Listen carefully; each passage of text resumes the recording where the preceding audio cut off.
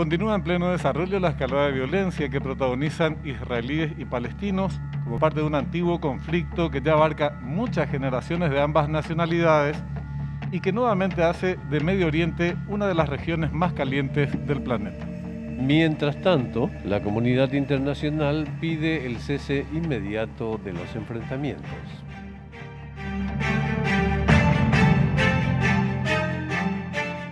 ¿Qué tal? ¿Cómo están? Tengan ustedes muy buenas noches. Bienvenidos a esta nueva emisión de Fuego Cruzado. ¿Qué tal, Augusto? ¿Cómo estás? Bien, Benjamín. Bien, buenas noches a nuestra audiencia. Reconozcamos a continuación el escenario de la entrevista del día de hoy.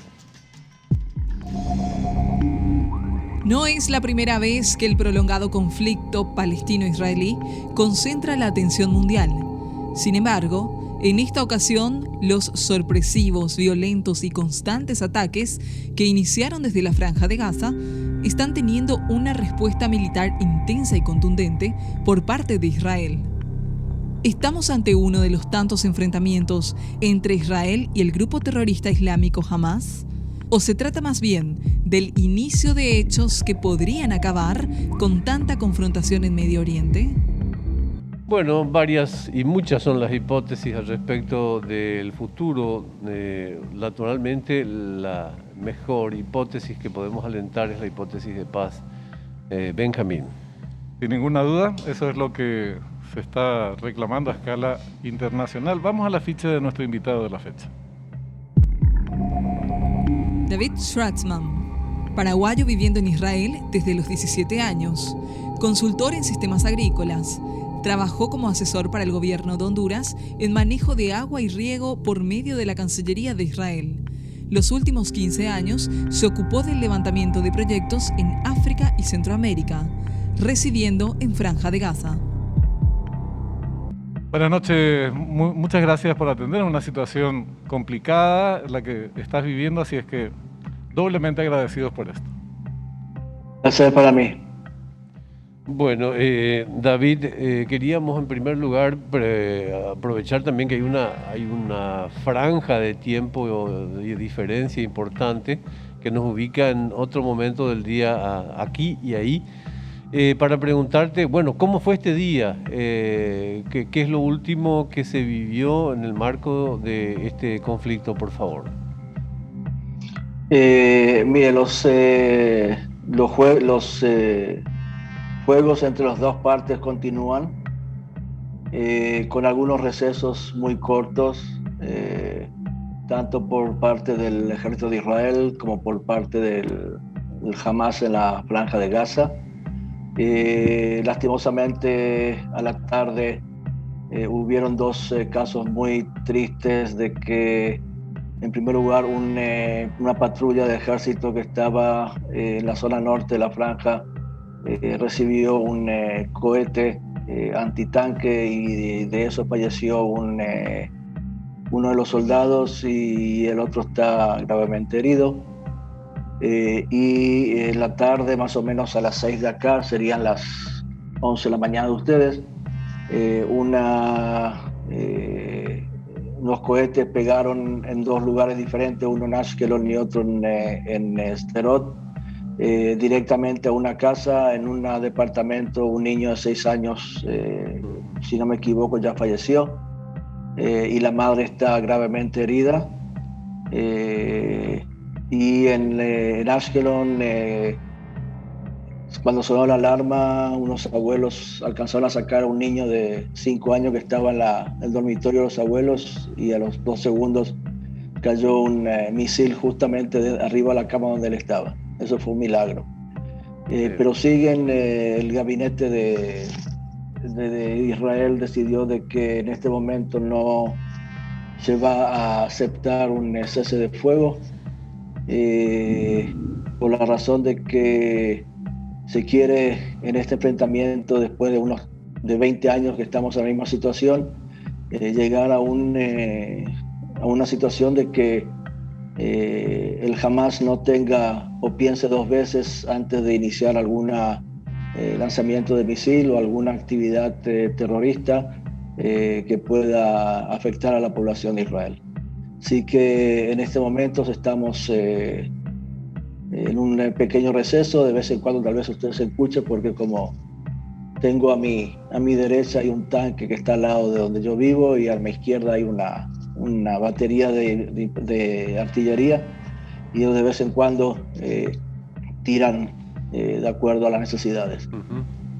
Es tremendo, los reportes que estamos recibiendo de las agencias internacionales, David, dan cuenta ya, son 6 o 7 muertos, me parece, en Israel, más de 50, 53 creo en Palestina, en la franja de Gaza en particular.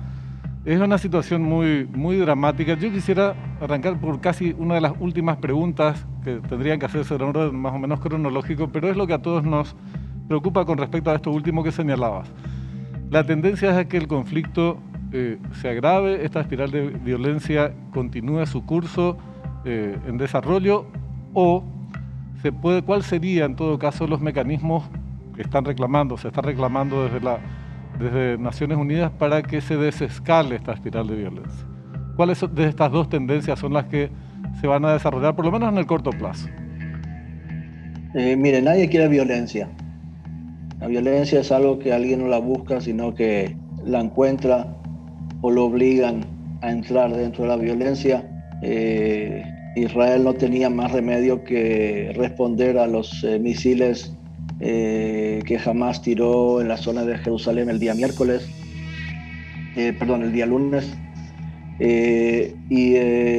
No se quiere, la idea no es estar en violencia todo el tiempo. Se quiere llegar a una situación de que haya un diálogo, pero el diálogo tiene que ser entre dos personas o entre dos gobiernos, por decirlo así. Una parte del Hamás y una parte de Israel, para que esto se termine. No podemos cada 3 o 4 años estar en situaciones como esta. Yo vivo en esta zona ya hace 47 años y hace 20 años que estamos todo el tiempo, cada 2, 3, 4 años a lo máximo, tirando los cohetes uno con el otro, y no llegamos a ninguna solución. Por supuesto, la solución es un diálogo, buscar qué es lo que el Hamás quiere. La problemática es que el Hamás no busca un bienestar para las 2 millones de personas que viven en la franja de Gaza, sino que ellos en primer lugar quieren ver a Israel desaparecer del mapa, y esa es la problemática más grande. Además, y cuando una cosa es así no hay mucho para hablar, lastimosamente. Además, David, se complica porque el diálogo con un sector caracterizado, incluso internacionalmente, como una facción terrorista, hace mucho más complicada la cuestión. Y supongo que ellos reivindican ser también, digamos, la bandera política palestina. Sin embargo, eso, reitero, no se compadece del estatus que posee a nivel internacional, ¿no? No, por supuesto. En la mayoría de los países, los que se dan cuenta de las actividades de Hamás lo declararon como un grupo terrorista, y eso es lo que son. Es importante recalcar de que la problemática no son con toda la franja de Gaza, es el Hamás es un 20%, y esa es la problemática.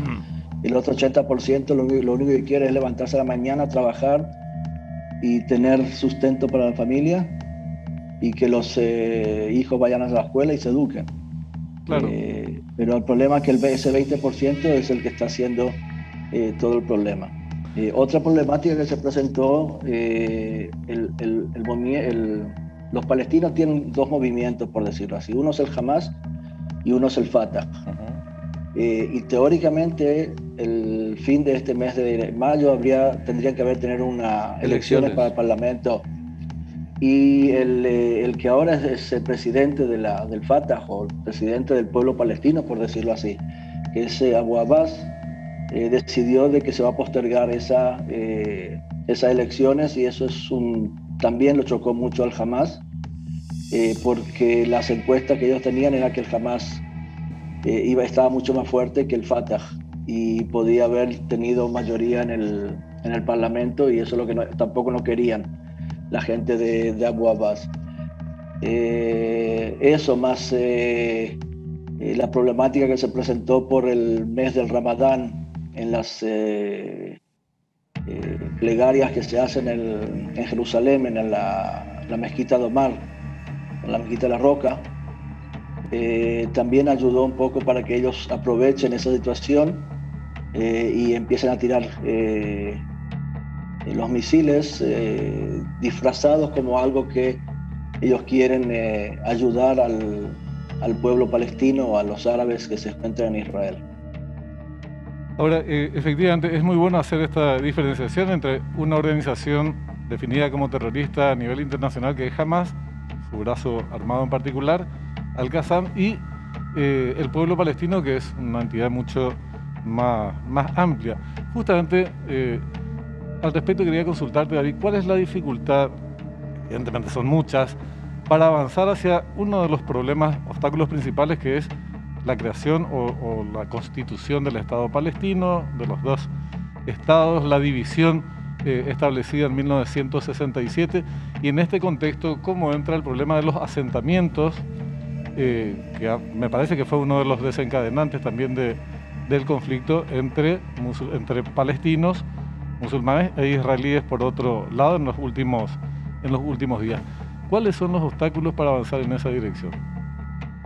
Mire, el problema es de que cuando más tiempo pasa, más difícil es encontrar la solución. Pero ya hace varios años, cuando se habló de hacer, había discusión y se iba a hacer un Estado para dos naciones o dos naciones separadas. Ese era el punto.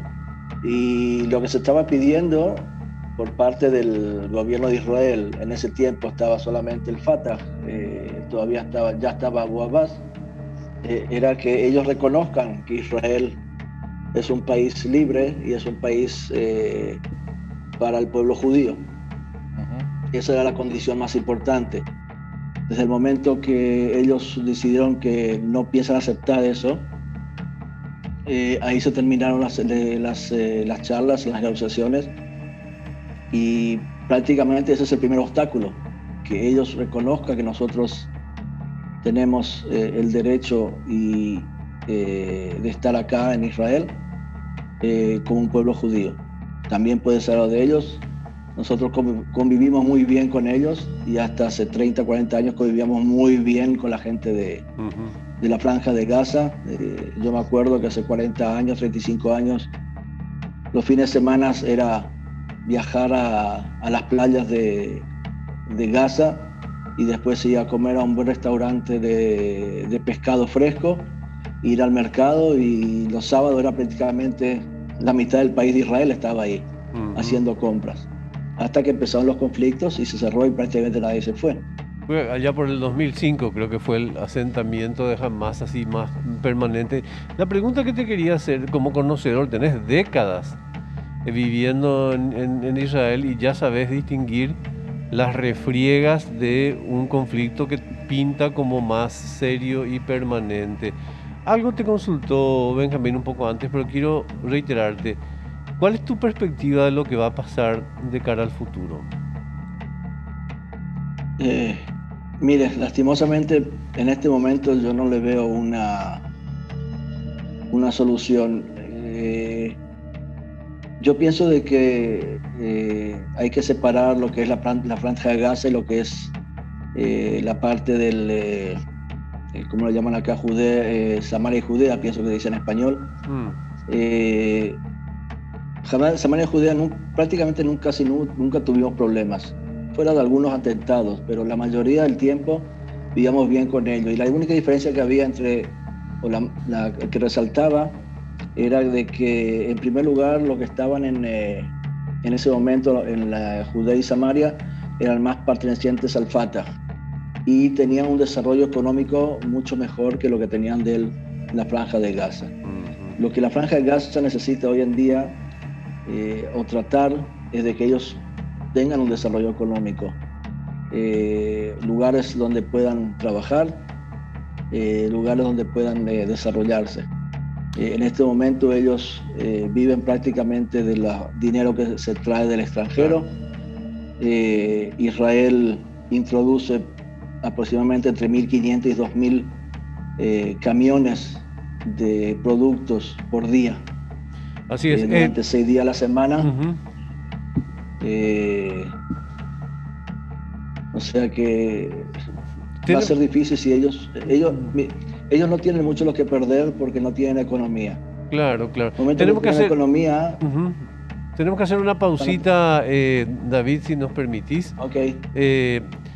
Benjamín, me parece un tema interesante que plantea este incidente político referido a la suspensión de las elecciones como un elemento también que instalar, digamos, dentro de las causas de esta irritación, ¿verdad? Así es. Tenemos que hacer una pausa y ya volvemos con nuestro invitado en directo desde Israel.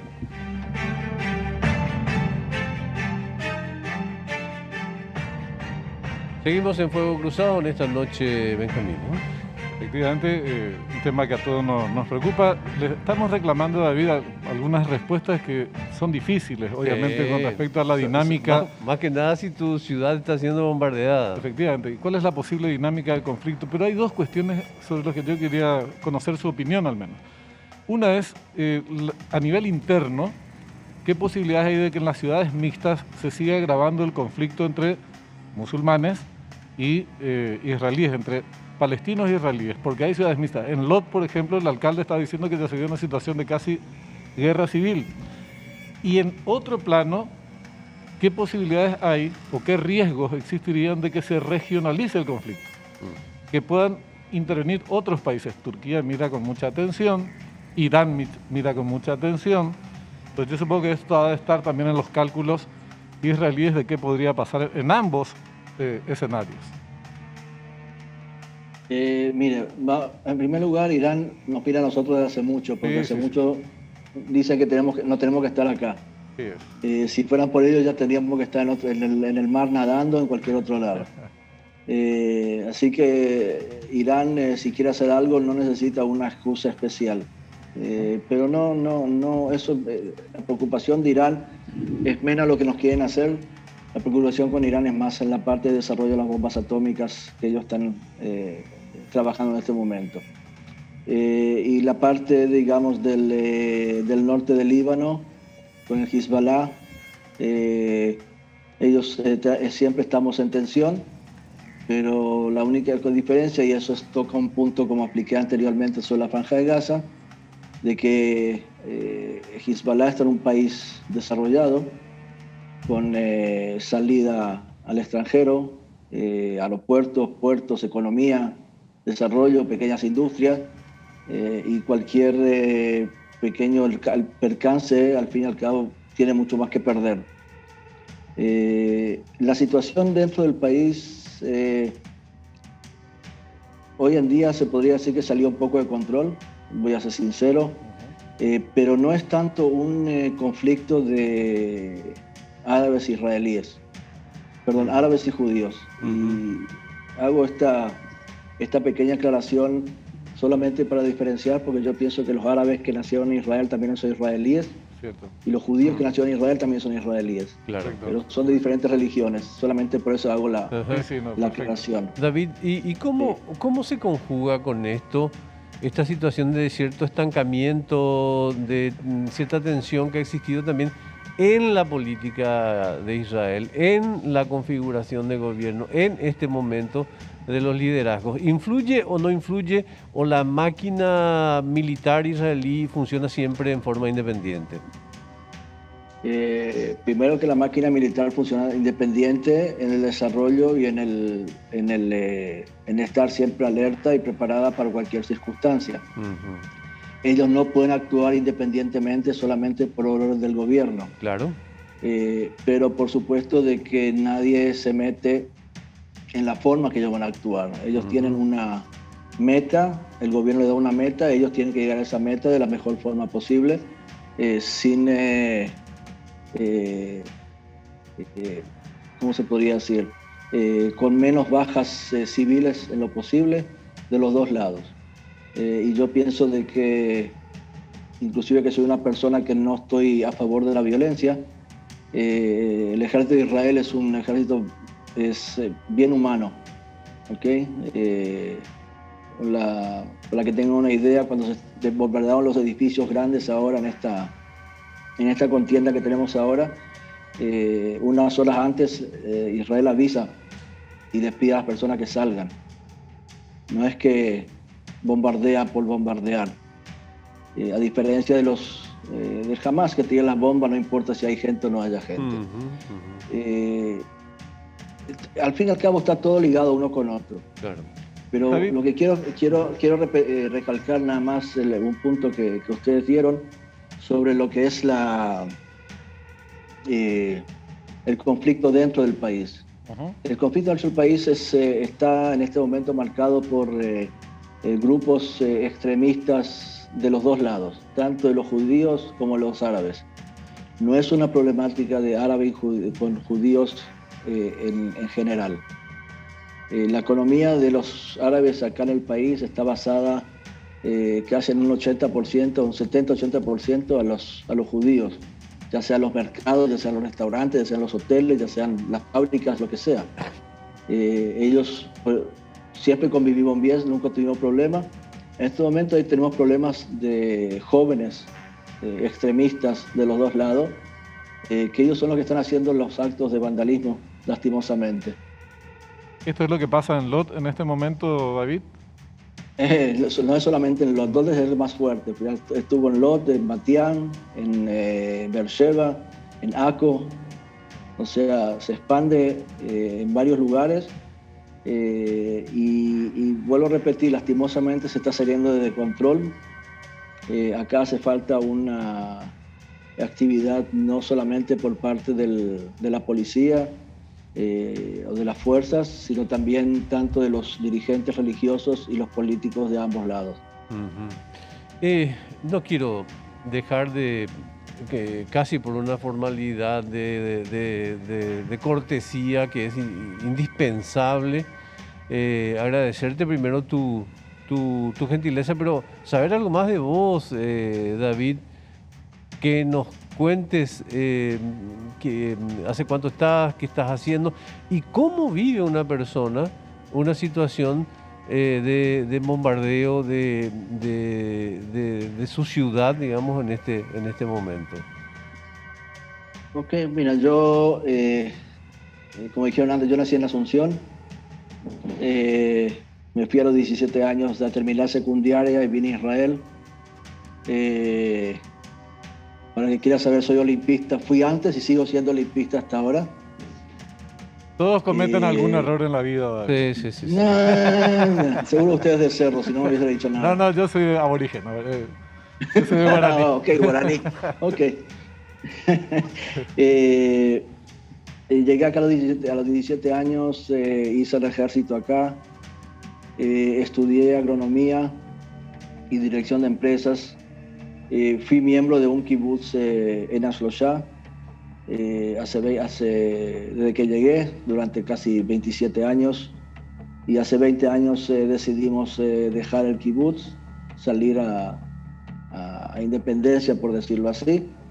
No me fui muy lejos, me fui un poco más al norte, siempre en lo que se llaman las aldeas o los kibutzim, alrededor de la Franja de Gaza. No somos ya miembros de un kibutz, pero vivimos en una colonia donde construimos una casa.